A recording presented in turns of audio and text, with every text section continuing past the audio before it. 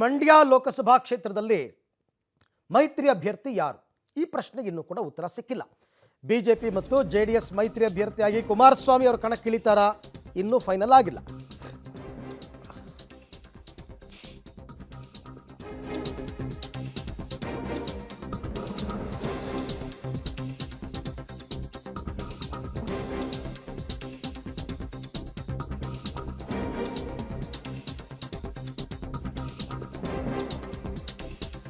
ಮಂಡ್ಯ ಲೋಕಸಭಾ ಕ್ಷೇತ್ರದಲ್ಲಿ ಕುಮಾರಸ್ವಾಮಿ ಸ್ಪರ್ಧೆಗೆ ಒತ್ತಡ ಹೆಚ್ಚಾಗ್ತಾ ಇದೆ.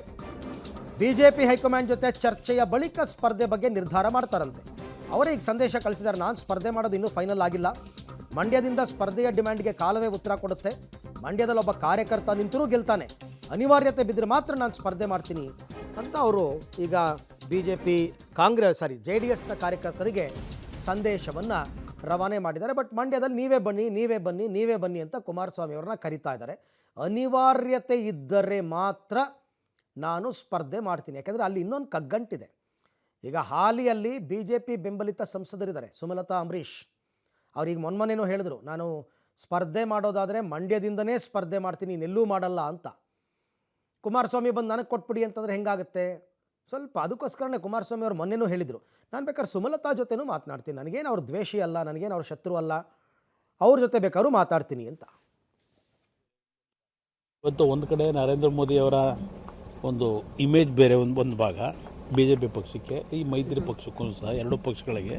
ಅದು ಏನೇ ಇದ್ದರೂ ಮಂಡ್ಯದಲ್ಲಿ ಒಬ್ಬ ಸಾಮಾನ್ಯ ನಮ್ಮ ಪಕ್ಷದ ಕಾರ್ಯಕರ್ತರು ನಿಂತು ಗೆಲ್ತಕ್ಕಂಥ ವಾತಾವರಣ ಈ ಬಾರಿ ಇದೆ. ಕಳೆದ ಬಾರಿ ನಡೆದ ಚುನಾವಣೆ ಬೇರೆ. ಎಲ್ಲ ಪಕ್ಷಗಳು ಅದು ಹೊಂದಾಣಿಕೆ ಅಂತ ಕಾಂಗ್ರೆಸ್ ಜೊತೆಲಿ ಇದ್ದರು, ಸಂಪೂರ್ಣ ಕಾಂಗ್ರೆಸ್ 100 ಭಾಗ ಅಂದರೆ ಒಂದು 2-3% ಮಾಡಿರ್ಬೋದು ನಮಗೆ. ಇನ್ನು ಉಳಿದವರೆಲ್ಲ ಪಕ್ಷೇತರ ಅಭ್ಯರ್ಥಿಗೆ ಕೆಲಸ ಮಾಡಿರ್ತಕ್ಕಂಥದ್ದು.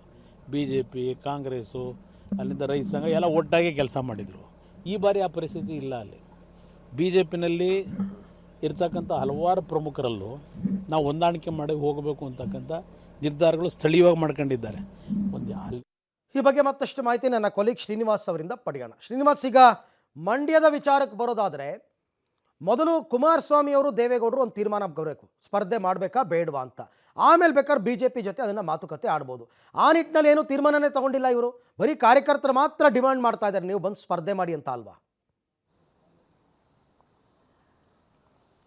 ಅರವಿಂದ್, ಹೌದು. ಮೊನ್ನೆ ನಡೆದಂತಹ ಮಂಡ್ಯ ಜಿಲ್ಲೆಯ ಸಭೆಯಲ್ಲೂ ಕೂಡ ಎಲ್ಲ ನಾಯಕರು ಕುಮಾರಸ್ವಾಮಿಯವರು ಸ್ಪರ್ಧೆ ಮಾಡಬೇಕು ಅನ್ನುವಂತಹ ಒತ್ತಡವನ್ನು ಹಾಕಿದ್ರು. ಈಗಾಗಲೇ ಕುಮಾರಸ್ವಾಮಿಯವರು ಅನೇಕ ಬಾರಿ ಹೇಳಿದ್ದಾರೆ, ನಾನು ಲೋಕಸಭೆಗೆ ಸ್ಪರ್ಧೆ ಮಾಡುವಂಥ ವಿಚಾರ ಇನ್ನೂ ಅಂತಿಮವಾಗಿಲ್ಲ, ಸೊ ಅನಿವಾರ್ಯತೆ ಬಿದ್ದರೆ ಬೇಕಾದರೆ ಮುಂದೆ ನೋಡೋಣ ಅನ್ನುವಂತಹ ಸಂದೇಶವನ್ನು ಮಂಡ್ಯ ಭಾಗದ ನಾಯಕರಿಗೆ ಕುಮಾರಸ್ವಾಮಿಯವರು ಕೊಟ್ಟಿದ್ದಾರೆ.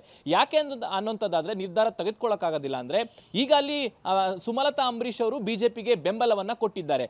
ಒಂದ್ ವೇಳೆ ಅಲ್ಲಿ ಏನಾದರೂ JDS ಸ್ಪರ್ಧೆ ಮಾಡಬೇಕಾದ್ರೆ ಮೊದಲು ಮಾತುಕತೆಗಳು ನಡೀಬೇಕು. ಆ ಮಾತುಕತೆಗಳು ನಡೆಯುವಂಥದ್ದು ಹೈಕಮಾಂಡ್ ಲೆವೆಲ್ ಅಲ್ಲಿ. ಹಾಗಾಗಿನೇ ಕುಮಾರಸ್ವಾಮಿ ಅವರು ಎಚ್ಚರಿಕೆಯ ಮಾತುಗಳನ್ನ ಹೆಜ್ಜೆನ ಇಡ್ತಿರುವಂಥದ್ದು.